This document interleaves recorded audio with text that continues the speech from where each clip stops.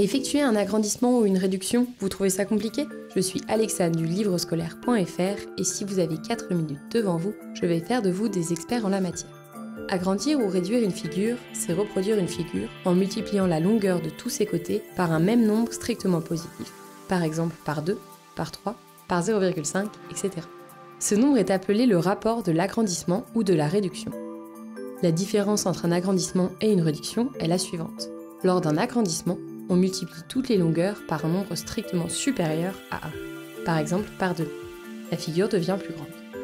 Lors d'une réduction, on multiplie toutes les longueurs par un nombre strictement plus petit que 1, par exemple par 1/2. La figure devient plus petite. Voyons voir comment concrètement agrandir ou réduire une figure à l'aide de deux exemples. Dans le premier, on connaît la longueur que l'on souhaite atteindre.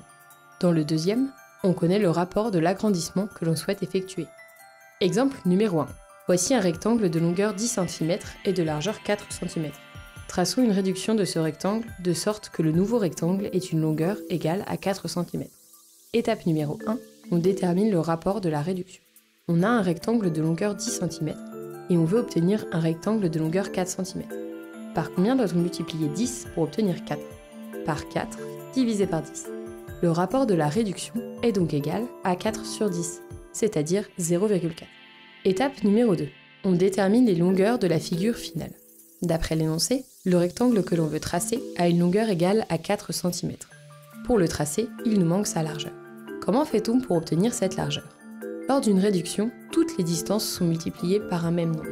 Il suffit donc de multiplier la largeur du rectangle initial, 4 cm, par le rapport de la réduction que l'on a calculé à l'étape précédente, 0,4. 4 fois 0,4 est égal à 1,6.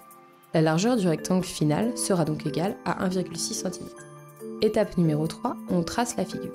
D'après l'étape précédente, la réduction du rectangle de longueur 10 cm et de largeur 4 cm que l'on cherche à tracer est un rectangle de longueur 4 cm et de largeur 1,6 cm.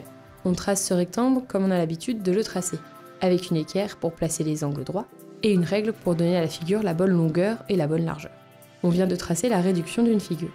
Notez que la figure est effectivement plus petite que celle de départ. Une bonne indication qu'on ne s'est pas trompé. Exemple numéro 2. Soit un triangle POT, tel que PO égale 4 cm, OT égale 6 cm, TP égale 9 cm. Traçons l'agrandissement de rapport 2,3 de ce triangle. Étape numéro 1. On détermine les longueurs de la figure finale. Pour obtenir les longueurs du triangle final, on multiplie chacune des longueurs par le rapport d'agrandissement. 4 fois 2,3 est égal à 9,2 cm. 6 fois 2,3 est égal à 13,8 cm. 9 fois 2,3 est égal à 20,7 cm. Étape numéro 2. On trace la figure.